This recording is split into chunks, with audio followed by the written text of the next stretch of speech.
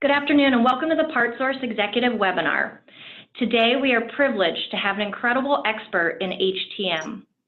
Carol Davis-Smith is a proven leader in the development and maintenance of safe, reliable, cost-effective, and efficient patient care delivery systems through technology and process management. Carol is a certified clinical engineer with 30 years of experience in academic and not-for-profit medical centers, group purchasing, consulting, and executive leadership. Through collaborative leadership and technical engagement, she has built successful teams across all aspects of the medical device lifecycle. Most recently, Vice President of Clinical Technology at Kaiser Permanente, Carol is currently the Vice Chair, Clinical Engineering on the AAMI Board of Directors and President at Carol Davis-Smith and Associates. Today, Carol will present strategic technology planning, and she'll provide practical strategies to capital planning, which is such an important topic for health systems. Why is PartsSource sponsoring this topic? Because it's important to our customers, and this strategic issue is really one we need to discuss together. So just like cybersecurity and asset standardization, because our customers use PartsSource, they spend less time sourcing and managing time-consuming logistics and billing of parts and service. Carol, we're thrilled to have you today, and I will hand it over to you. Okay, Sarah, did you want to cover any of the housekeeping pieces? Oh, sure. So just as you might notice a black bar on your screen, this is how you'll communicate to us to submit any questions. If you have any technology problems throughout the presentation, please let us know. All righty. Well, okay, now that we're driving in the right direction, thank you everyone for joining this morning. Good morning, good afternoon for your favorite time zone. Sarah, thank you for opening this up for us, and to the PartsSource team for sponsoring us and making today possible. So, our agenda, we have quite the agenda and objective to achieve today. First and foremost, I think a good place for us to start is really understanding what we mean by the phrase strategic technology planning. So we'll talk a bit about what it is. It's also extremely important for us to understand who the stakeholders are, what their roles and responsibilities might be, and developing the ability to differentiate between influencers and decision makers, which is often a big stumbling block for those of us in the HTM community. We'll also talk a bit about what data and information is required for a really strong strategic technology plan. And then throughout this presentation, throughout the webinar, you'll get a sense of what the process is, how it flows, what the steps are as you try to put together your tech plan for your organization. And again, throughout the conversation, I'll try to throw in some meaningful examples from my personal experience, as well as things that I've heard from probably many of you that are logged in today. So essentially our objective by the end of this is that I hope, it's my hope and desire that you'll have a practical framework. This won't feel quite so theoretical, but something that you can really grab hold of and either initiate and establish a planning process for your team and your organization, or you can refine the one that you're currently working on. All right. So the first thing let's start with is what is strategic planning, and it is a process that is really interdependent upon several other major strategic initiatives and efforts that are going on inside your organization. And all of these should really be aligned with your organization's overall mission and vision. Frankly, that's what we should all be doing, is understanding what our slice is of that great big pie of our organization's reason for being, if you will. So if you look to the upper left corner there, the strategic technology plan is really where we as HTM professionals are probably the most comfortable. This is a plan that is inclusive of fleet devices, things like your infusion pumps, your defibs, perhaps even your patient beds, system type devices, things like patient monitoring systems that have interconnectivity and perhaps a standalone network of themselves. Lab automation might be another example in that space. And then certainly standalone devices, which frequently get a lot of attention because they tend to have a high dollar value. So our medical imaging, robots, those sort of things. So the tech plan is inclusive of those three, if you will, general categories of medical devices. In its most mature state, it shares a characteristic with the strategic sourcing efforts of being balanced, and that is that it considers the technical, the clinical, and the business aspects of technology. So certainly in our world, we're looking at data integration and interoperability. We're looking at cybersecurity. From the clinical perspective, we need to make sure that the plan has access to or is informed by clinical protocols and utilization, which may or may not be available directly from the technology itself. And then certainly from the business perspective, we need to think about revenue optimization or cost containment, both of which are important regardless of whether you're in a capitated environment or a fee-for-service, or like most organizations, probably straddling both of those sort of business environments. And then certainly the facilities master plan has to inform where this technology needs to reside. So there needs to be an element of understanding what is your organization's plan for individual departments, individual facilities. For larger health systems, perhaps you have regions, or certainly your overall enterprise, whether you're 2 or 3 physical locations or 103 different physical locations. That ability to align and coordinate with the plan to expand and renovate or reconstruct any of those campuses is critical to your technology plan.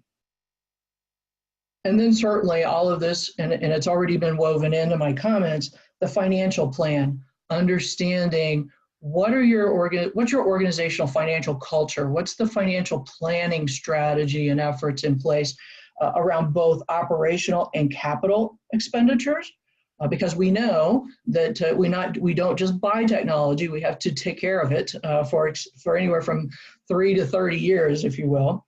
And as I mentioned before, the construction versus routine capital, how is that handled in your organization? And then certainly, does your organization have a culture or a process or a strategy around fleet management versus innovation? And sort of some of those devices that are perhaps not as a shiny object as others might be and get attention. So as you can see, your technology plan is really attached to all of these other strategic areas in your organization, and having at least a baseline understanding of them is incredibly important, because the last thing you want your strategic technology plan to be is not strategic. You do not want this to be a wish list. You do not want this to be just a shopping list, if you will. But it's truly a technology plan that enables your organization to live into its mission and achieve its vision. All right. So how do we do that? So let's talk a little bit about having the right people around the table, the stakeholders. Obviously, all of you that are on this webinar today are stakeholders. You have a role to play. You have a vested interest in this. Many of you are probably within the technical circle here. Some of you may be in the business or the clinical circle, but it's important to recognize that all of these overlap, and that the sweet spot, if you will, is there in the middle where all of these come together. And I like to say, you give a little to get a lot if you really find this point of optimization. It's also important to understand not just who the stakeholders are, but what is their role. Are they an influencer or are they a decision maker? And this is really very driven by the culture of your organization and perhaps by the structure of your organization as well. If you will, in the old days, your medical director or the nurse manager was very much a decision maker about what technology would go into his or her clinical unit. In today's world, where you have multi locations, multi geographies, many of the frontline folks will be perhaps a decision maker within their local facility. So a nurse manager or a medical director may have decision making rights within that one organization, but as your organization becomes larger and more complex, they become influencers. They become part of the clinical conversation, or within across their specialty, say in cardiology or in radiology, and influence individuals who sit at perhaps an executive chair within your organization, a chief nurse executive, or the chief medical officer, who then has the decision rights for the organization if your processes and your culture is to work a technology plan across the enterprise. So as you might imagine, there's a lot of variations, a lot of permutations about how this could play out. And so it's important to understand what is the structure of your organization and the decision-making culture to clarify whether someone's an influencer or a decision maker so that you can interact with them appropriately. One little caveat I would play in there is that, especially when you get in a large organization, an individual may play both roles. At their local level, they may have an influencer role, yet they also wear a hat within the organization that allows them to be a decision maker at a higher level or across a larger scope. So keep that in mind, is that as you go through the process, some individuals may play multiple roles as it proceeds.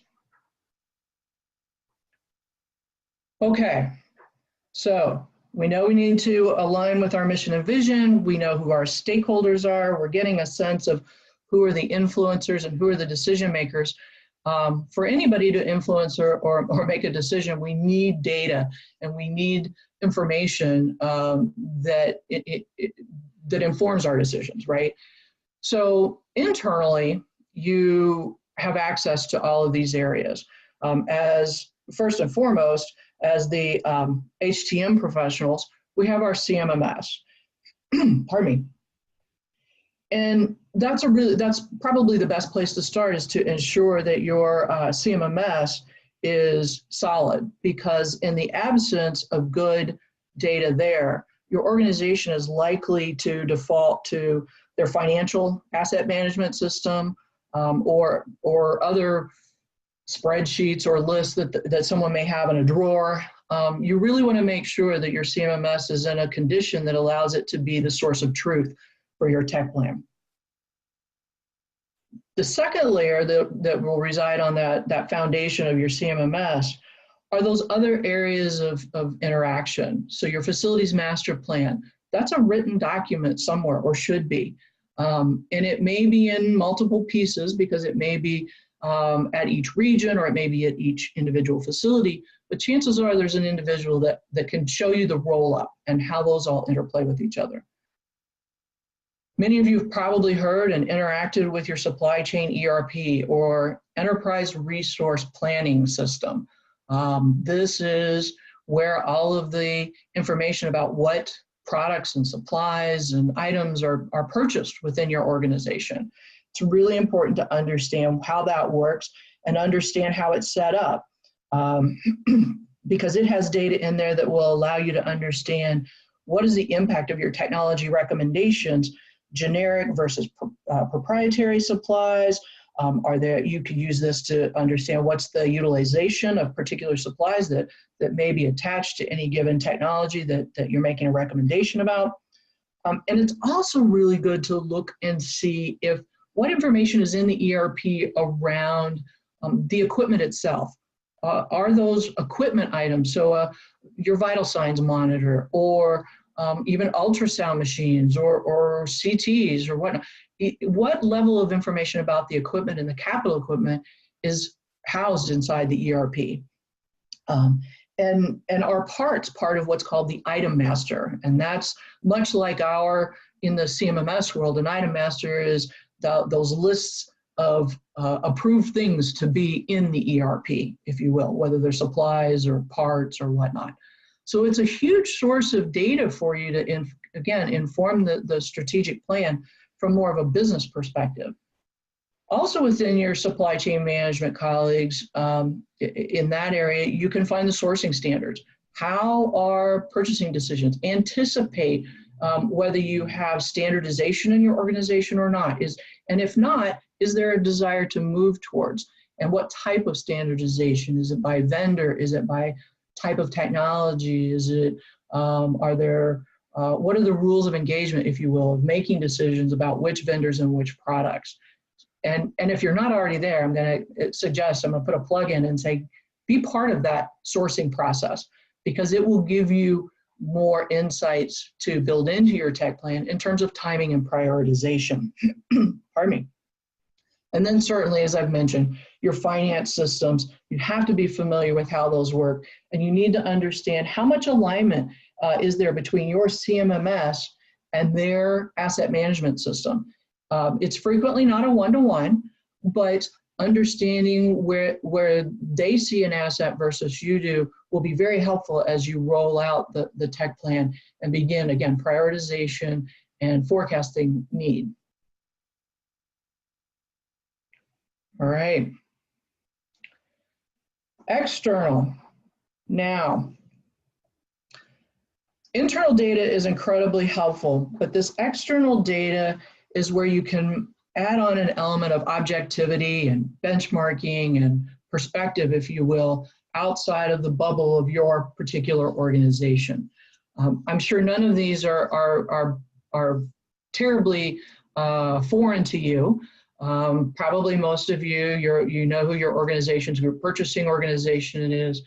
You may want to dig into them more. Many of them are more than just purchasing organizations. Many of them have consulting services. They have resources that have great depth and breadth in terms of vendors, suppliers, manufacturers, as well as the products, because they've gone through a similar sort of planning process themselves to decide what to contract for.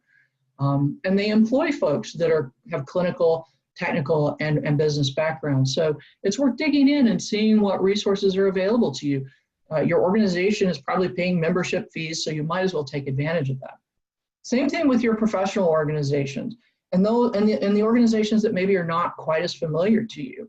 HFMA is one that many of us as HTMers, the HTM community, do not interact with. That's your financial community, though. So, and AHRMM, or ARM, as it's affectionately referred to, that's your supply chain organization.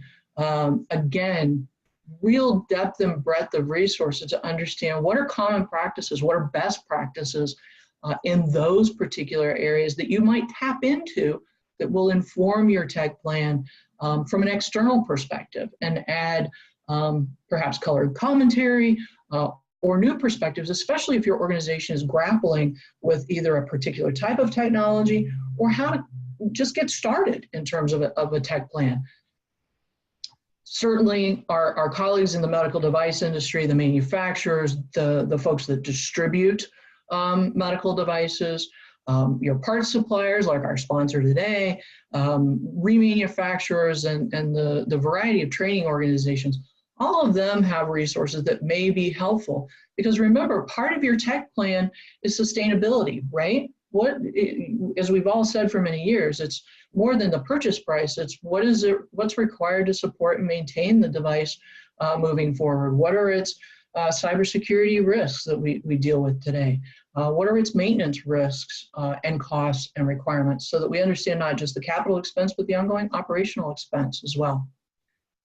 And then truly out there in the kind of big picture and sometimes some real big sky view are research, what I'm calling them research organizations. The advisory board, ECRI, MD Byline, SG2. This is just a sampling. There's many out there to look at what is the big picture around healthcare, around particular service lines, whether that's oncology or cardiology or GI or imaging, whatever it might be. What are the drivers? Again, back to understanding that It's not just about the technology, but it's about the business imperatives. It's the mission and vision that the organization is trying to achieve.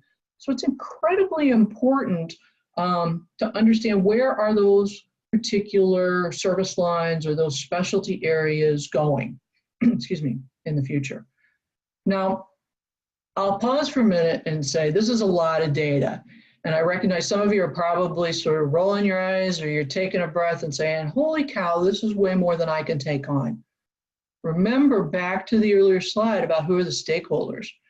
One of the things you can do around this part of the process is make sure that you have teammates, right? That you have collaborators in this process. Who are your clinical colleagues, nursing, physicians, other technologists? Who are your business, supply chain, finance sort of colleagues that are helping gather all of this together? Divide and conquer, if you will. Work as a group to bring this information together and begin understanding how they interplay with each other. And we'll talk a little bit more about that as we move forward. Okay. So, what many of you probably logged on for is to understand, all right, so how do I score this? I've had many conversations and debates and knowledge and idea exchanges with probably many of you. I think first and foremost, the plan needs to be objective and it needs to be quantifiable. Now, on the quantifiable side, I'm going to caution you on having a 20-point scale of scoring. And we'll talk about that in just a minute. But first think about what are the aspects that need to be scored, regardless of whether it's yes, no, or a sliding scale. What are the most important aspects that you should score in each of those three critical areas, technical, clinical, and business? And then we'll get to how you might make it quantifiable. So starting with the technical here, cost of service ratio, that's our friend, maybe our frenemy, as folks like to say. It's a metric that is challenging for our community. The key to it is be consistent within your organization. So total service, all the labor, all the materials, regardless of who provides them, right? And what's the value of the equipment? If you want to use the acquisition, if you have really good data, you and your finance partner have really good data around what you actually pay, great. If you have better information around what the replacement cost would be, great. Just pick one and be consistent. That way, because really it's a ratio, right? So that's what you're looking for, is what's the ratio? How expensive is it for me to maintain this device? And remember, we all do this in our day-to-day device, so don't over-engineer cost of service ratio. We all do this every day. Do I need to replace my car? Do I need to replace my refrigerator? Do I need to replace my windows? Whatever it might be, you just need to be consistent about how you do that calculation. And in today's world, that's getting much, much easier to do because you're back to the CMMS system. Many of them are now matured to or are maturing to a place where this data can be captured and you can set up macros and algorithms to do that calculation for you in a consistent manner. Okay, the second big one for us is end of life. The seemingly never-ending debate.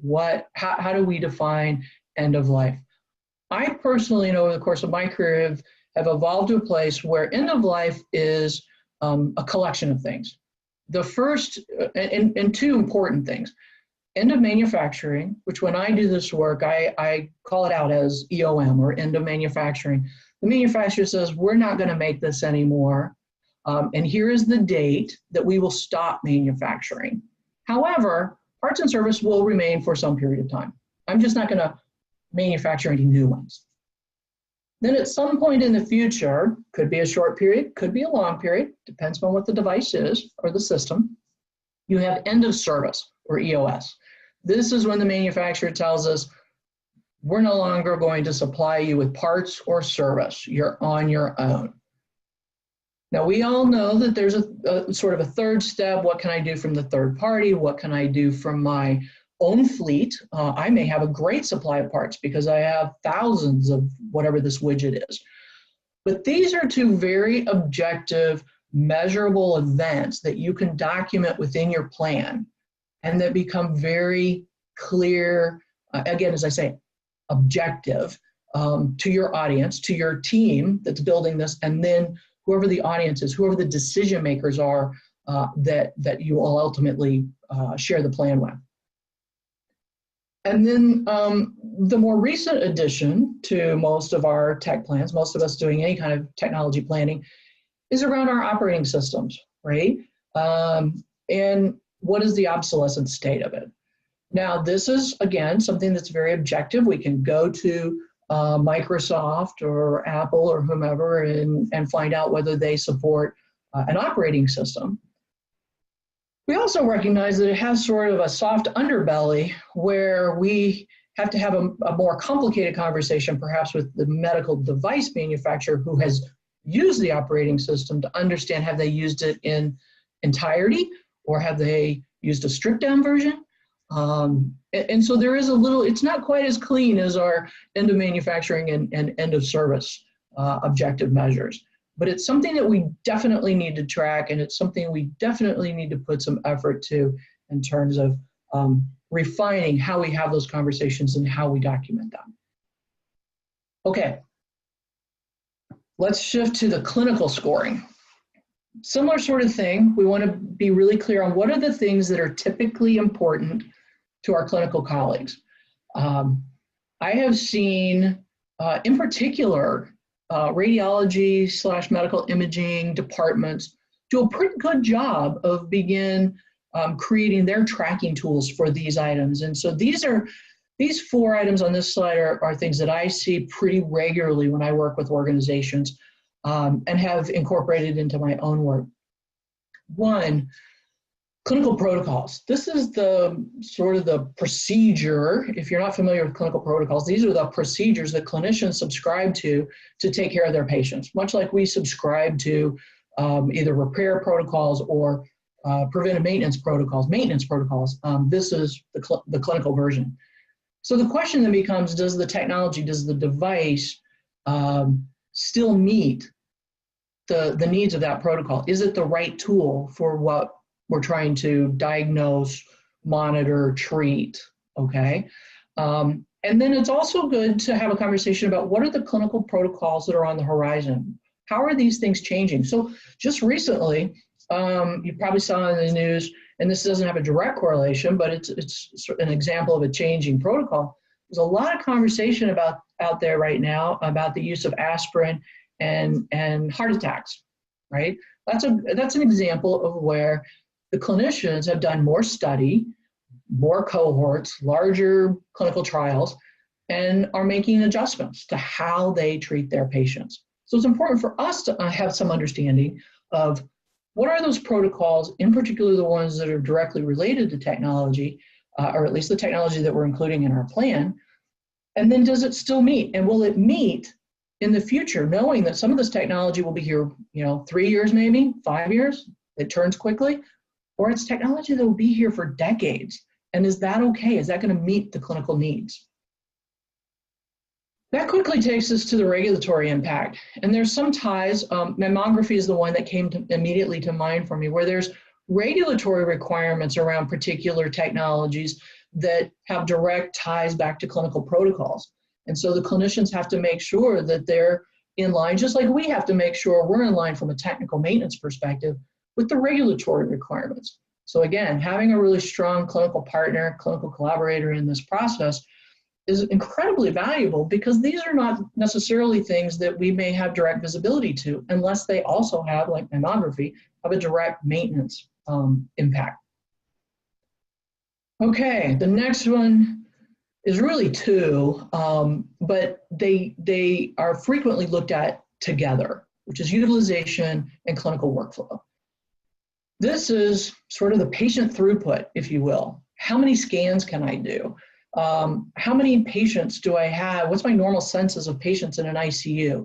How many robotic procedures do I do a year? And of what sort, right? And what are the clinical workflows? How do people use the technology?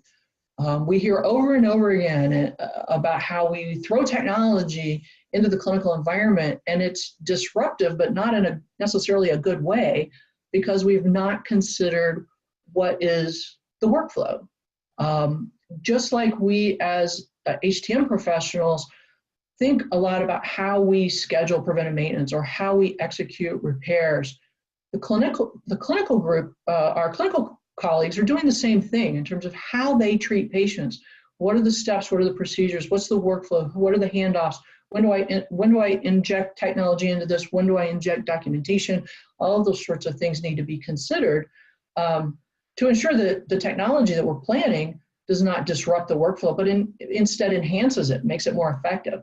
Now, that's not to say that the clinicians won't need to make changes to the workflow, but it should be done in a collaborative, aligned manner so that they really recognize it as being a value and not an imposition on them, if you will. Now, I made a comment earlier about utilization, and a great thing that we really need to take more advantage of is the utilization data that's coming to us from the devices themselves. For years, we've used things like ventilator hours to help us schedule maintenance. That's also a measure of utilization, right? So it has a clinical sort of nuance to it. Certainly, clicks or scans, procedures in our medical imaging, radiology areas, all of this really needs to come to the table. And over the course of my career, I've seen this ebb and flow in terms of interest. I think this is a big space that we really need to pay attention to, because I think it has direct impact, again, back to the mission and vision and our ability as an organization to meet the needs of the people we serve, right? The patients. So I would encourage you really to sort of up your game in these two spaces, utilization and clinical workflow, because I think they can have some pretty immediate impact on your tech plan and how it gets prioritized. And then the fourth one in this space that I'll turn your attention to, really the backups and the redundancy, very standard. We've dealt with this for years. As our organizations get bigger though, the question becomes not just backups in my facility, but do I as an organization have the ability to have backups or redundancy in a nearby facility? What are my absolute can't go down sort of items? Because again, back to protocols and workflow, where can I redirect my patient to one of my other facilities in the region? Or where can I transport, perhaps move equipment easily from another of my facilities to the focal point, if you will, that needs that technology. So having that built into your plan is critical. And I think having it built in a very visible way is more important, because again, we see so many of these articles about hoarding equipment or can't find equipment, and use of RTLS and other technologies to try to corral what do we have and where do we have it. I think raising that up, what have we learned, into the tech plan will help you make better recommendations and decisions. Okay, third area, the business or financial sort of perspective of scoring.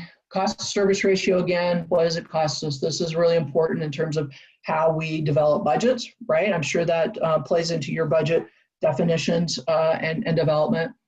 Depreciation, this is a very familiar one. The AHA Blue Book, as it's often called, helps set depreciation schedules, and it's a very valuable tool, and depreciation is an incredibly important thing for us to be aware of. But it's not necessarily the determining factor of when we buy or do not buy. It's also interesting that I've had more conversation probably in the last 5 years with CFOs around what I'll call the pace of depreciation. Way back beginning of my career, depreciation was almost always 7 years. It's like a magic number. In today's world, our finance colleagues they take a much more complex, sophisticated look at what is the appropriate way and time frame to depreciate assets. And so you may see different numbers. Again, having a colleague in that space that can explain this and that you can help inform them so that they can set appropriate depreciation schedules is becoming a more and more important aspect as well. Residual value, this is not just a depreciation thing, not just how much is left on the books. This is what is the value of this gear inside my organization. Maybe there's a reallocation that could be extremely valuable because it means I do not have to buy capital somewhere else. Or is it better for us to resell this or to use it a trade in? Again, having a business person on board will help make those decisions. While we should be and are part of those conversations, again, our finance colleagues have a different view of the world that may influence us and say, you know what, a trade in this time really isn't the best thing. What I'd really rather do is XYZ. Great to have those conversations because it allows for a broader spectrum of options and opportunity. And then there's the opportunities, either opportunities for revenue, if you're still working somewhat or completely in the fee-for-service world, or cost avoidance, which really doesn't matter whether you're in a capitated environment or fee-for-service. Everybody has to manage their expense line. And so having a conversation with your finance folks about the ability to avoid costs in the future or to generate revenue in the future or to not disrupt a line of revenue that you have today or to not create a cost in the future. These are very important conversations that as the HTM professionals, we may or may not have visibility to all of these aspects. And it's great to have this individual on your team to highlight and inform. Again, contribute to the plan. Okay, that's a lot. So now that we have our dump trucks, if you will, full of technical, clinical, and business data and information, and now we need to score it. How does it all work together?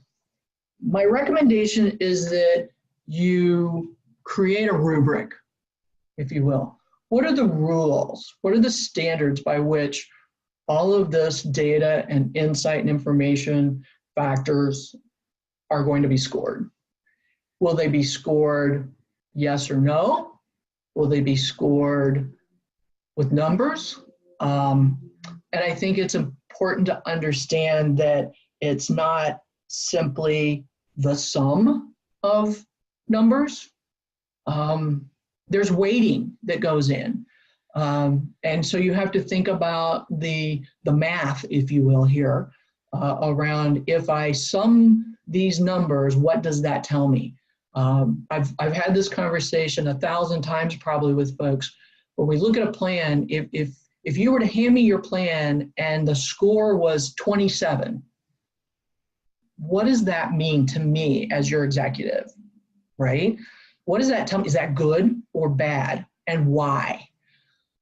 So a couple of things. One, define your scoring. So on the right-hand side here, when you're looking at the technological condition or the maintenance or the clinical aspects or the financial aspects, the things you're scoring, define. If it's a 1, it means this. If I scored it a 7, it means this. If I scored it a 3, it means this, right? So that when you sum it up, that sum total means something. And you can go back to that item and say, and here's what a 27 means, right? Now, any of you that are or have been in an executive role, before then, you probably thought, good grief, these people do everything with stoplights, right? Really? That's kind of simple, because we operate in a very complex world, right? Lots of numbers, lots of measures. Why would you just want red, yellow, green? Well, having served in an executive role, these are incredibly familiar, consistent tools for focusing my attention as an executive, right? My attention is going to very quickly say, red means I need to look at it right now. Yellow means I have a few minutes before I have to look at it. And green means if I have time, I will get to it, right? So you can focus my attention by taking those numeric scores and then associating them with risk, urgency, prioritization, right? And so in here on this slide, you'll see on the left-hand side, when I do my work, I group red, yellow, green in terms of the probability of needing to be replaced. So I want you as my executive to focus on the things in the next 1 to 2 years these are things that are going to directly impact your vision and your mission. Let's pay attention to these. Then let's have a conversation about the things that are in years 3 through 5, because there's a high probability you're not going to have enough money to buy everything that's in years 1 and 2, unless you've been doing a really good job of tech planning for the last 5-10 years, right? So we have to, if we defer something from year 1 and 2, it's going to bump into years 3 through 5, into the yellow zone, right? So I want you to be aware of what that impact is, right? So we can talk about urgency and prioritization and risk rather than worrying about what does 27 mean, right? And sort of getting caught in that do loop. Okay. So now you've got it scored and you've had the conversation, but it's still helpful to augment that conversation, the stoplight conversation, with some visual representation, some reporting, some graphical summaries, if you will. And these are very simplistic examples, but the point is that you can create graphs that allow me as an executive to understand the situation and you and your teams to ultimately execute on whatever recommendations are approved and funded and moved forward by creating scalable and ever more specific graphical representations. So if we start over on the left-hand side, this is probably the sum totals of everything that you would spend in each fiscal year. So year 1, 2, 3, here's the sum total you would spend. Well, let's break that down a little bit and let's look at just year 1. And let's look at these categories. Let's look at the totals by category. Here's how much is medical imaging, here's how much is the laboratory, and here's how much is the general biomed type of equipment.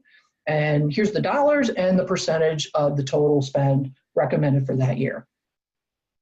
Okay, that gives me a little bit more insight.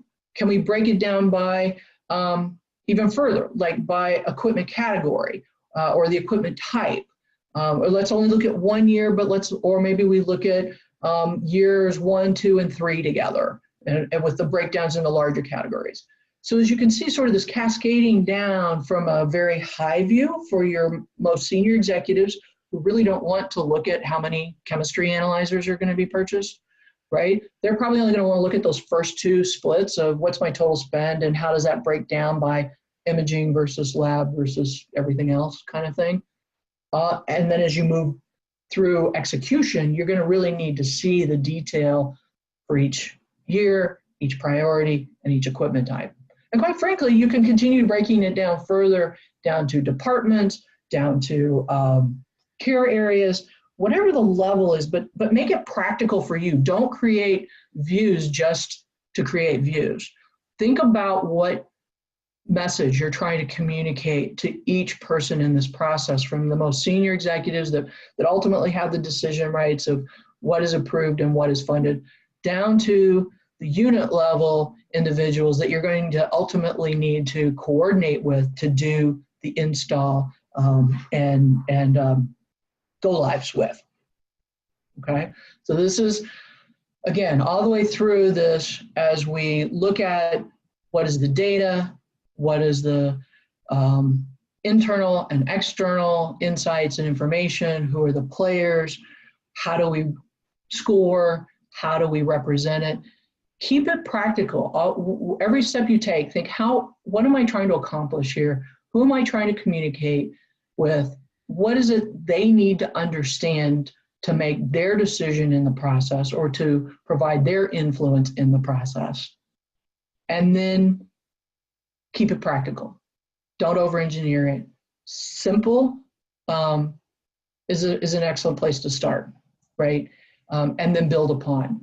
But I come back to this slide because, again, this collaborative effort, this alignment and coordination, excuse me, and prioritization from the organization's perspective, and not just any one of the individual technical, clinical, or business perspectives, but have we been able to achieve that optimization by finding that sweet spot where, yes, absolutely there's trade-offs, but at the end of the day, we feel confident that what's being recommended really furthers our organization's mission and vision, and moves us forward together.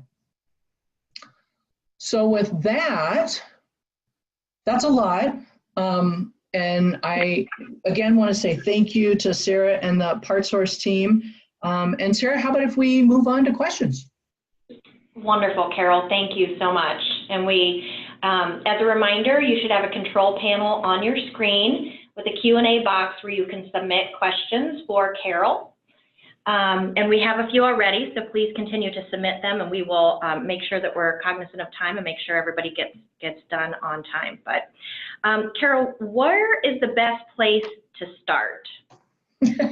I love when people ask that, because I always like to say, I always think the best place to start is at the beginning. I'm pretty sure that's a quote from Mary Poppins, but anyway, it is. It's a good place to start. Start at the beginning. Start where you are today. Right? If you have somewhat of a plan, blow the dust off of it, take a look at it, use this material as a reference point, and figure out where to go from there. Don't throw it out. Don't throw it out. Start where you're at today and understand what the culture and the dynamics are, and find your stakeholders, your collaborators. Thank you. So we have another question. We are having a hard time obtaining equipment purchase dates to determine the age of the equipment at our facility, especially for some older equipment. In those scenarios, what factors would you recommend to consider to determine the age of the equipment when working on technology planning? That's a great question, and I bet everybody on the phone can appreciate it. I think there's a couple of things you can do, and a lot of this has to do with how much bandwidth you have, staff, literally manual staff time. In some cases, you can actually contact the manufacturer, and through some deep digging, serial numbers and such, you can determine the purchase date. Now, that may or may not be a valuable exercise, because the other part of the question was especially for older equipment. I think as HTM professionals, you have a pretty good sense of where a product is in its life cycle, right? Is this cutting edge? Is this mainstream? Everybody's got this and using it, or we've had this for a really long time. So it may be worth, rather than trying to find the actual purchase date, is focusing on the end of manufacturing status and the end of service status. Because if both of those flags have been raised, then it really almost does not matter how old the piece of equipment is, because you're really sort of stomping the ground around end of life. So again, back to practical, you need to make a decision of whether that it's really critical for you to have that purchase date or not. Thank you, Carol. We have another question. Understanding that deck plate personnel have firsthand information and experience with equipment, what is your recommendation on how to get them involved in strategic planning? At what level and how involved should they be? Excellent question. Excellent question. And I totally agree with it. And I'm going to also suggest that deck plate, I hear that most often within the HTM community, but I think the question applies to all three of those areas, clinical, technical, and business. In the HTM world, in the technical world, we control that world, right? So we can create teams, we can create committees, we can create process and protocol within our CMMS to gather those insights, how we document service and repair. There's a lot of different things that we control there. The place that all three of these can come together and participate is, I think I should have mentioned, that organizations have in their sourcing strategy, they have things typically called value analysis committees. All too often, value analysis committees are where clinicians plug in but the HCM community or the finance community may or may not plug in, right? So getting on those committees, so taking all the process that you develop and the data that you gather from your frontline HTM staff, the value analysis is a committee place to plug in as you start doing more of the collaborative work to connect with your clinician partners. They should be doing a very similar process in terms of engaging frontline nurses or technologists to feed information in through, whether it's their utilization tools, their patient documentation tools to bring to the table.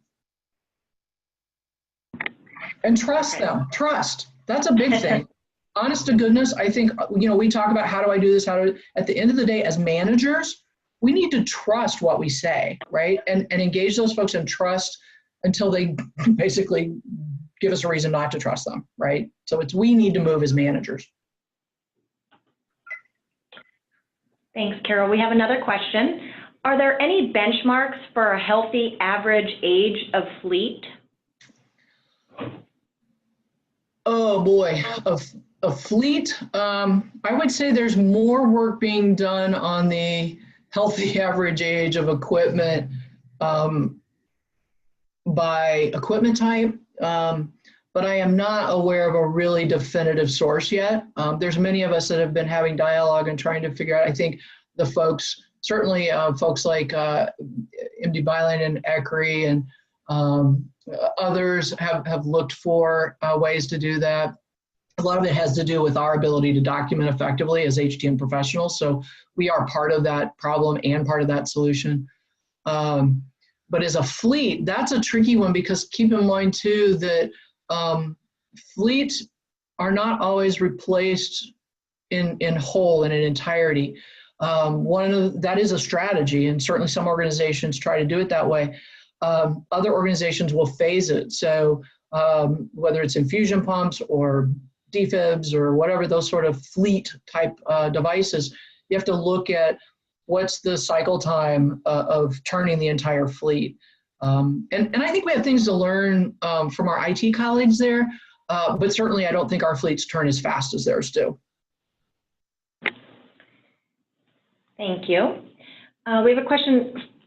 Please discuss the intersection of strategic capital planning and operational budget planning.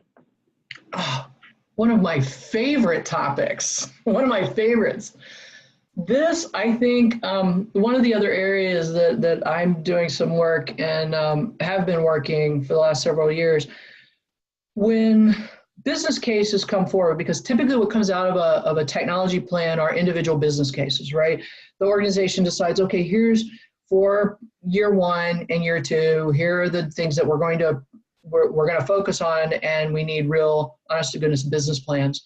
The business plan is where you can make that intersect. You can describe, here's the purchase price, here's the, the tech plan gave us the rationale of the what and the why, here's the financial impact from a capital spend, and now I forecast out whatever the appropriate window is, the next 3, 5, 10 years of operational expense, whether that's in the HTM world, what it's going to cost me to service and maintain this, whether it's from the supply chain and clinical world in terms of the accessories and supplies and utilization over that period of time.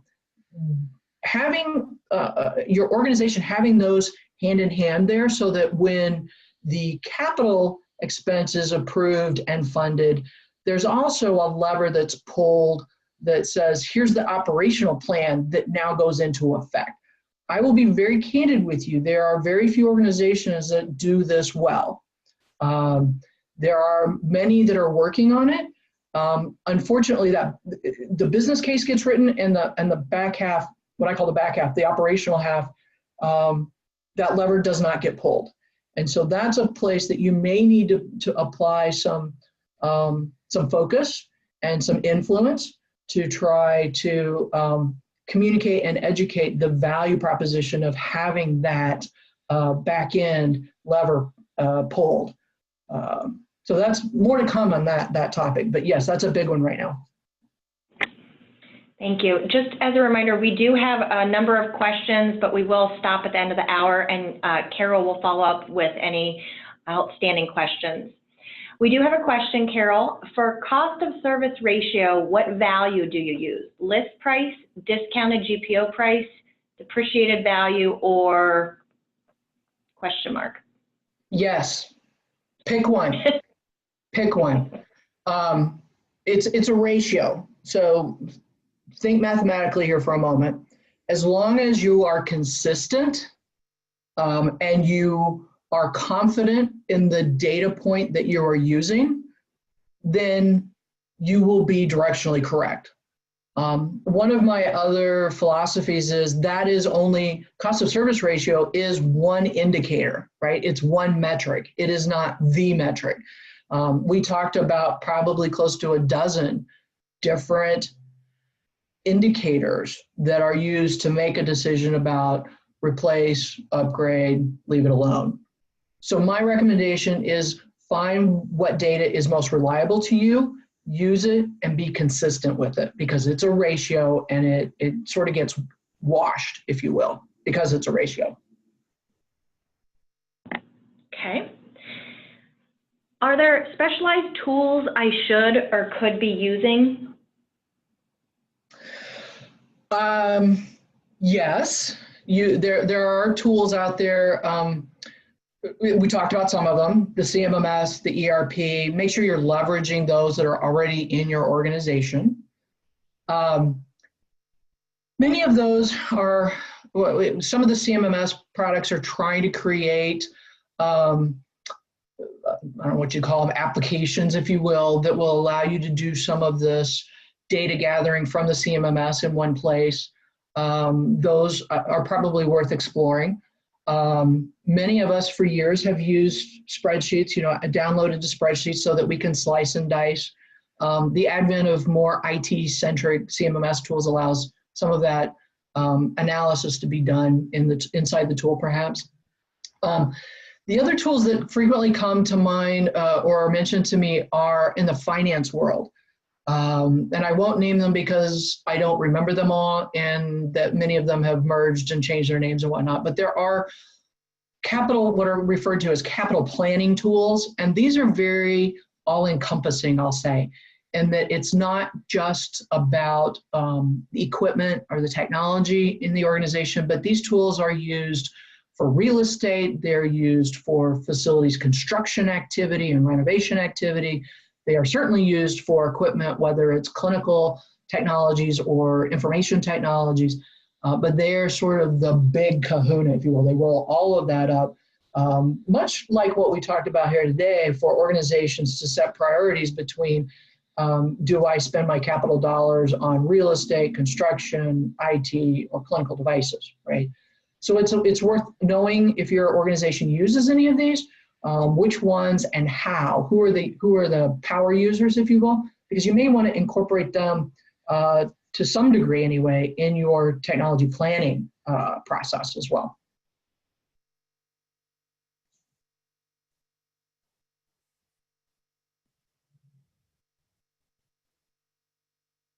Carol, so we have one more question we can answer. How often should you evaluate your plan? Yes. This, again, is somewhat of a cultural or culture of the organization question, but once you set your baseline, then my recommendation is that if you are not just creating a plan, but you're using it, then you are, at least on an annual basis, updating it, because you're indicating what was actually replaced or upgraded or reallocated. You're making those changes in the plan as you go. And then if you re-baseline perhaps every 3 years, that has seemed to work pretty well for most organizations I've encountered anyway. Now, the sort of the corollary to that is your approach to the planning process. Some organizations will baseline everything, all their imaging, all their lab, all their clinical equipment across all of their facilities. And that, depending on the size of your organization, could be an enormous undertaking. Other organizations, large and small, will sometimes rotate. So year one, we're going to focus on the ORs. We're going to look at surgical technologies. And then year two, we're going to look at imaging. And then year three, we're going to look at fleets and and so they set up sort of this rotation so that every 3 or 4 years, I come back and touch that area. So after I went through, I came back to the first one I did, which was the surgical technologies, and I re-baseline it again, you know, like 3 to 4 years out. But I would not let it go longer than that. If you think back to that red, yellow, green, and the fact that you're tying this back to your mission and vision, you want to make sure that you still have that alignment and coordination with all these other activities.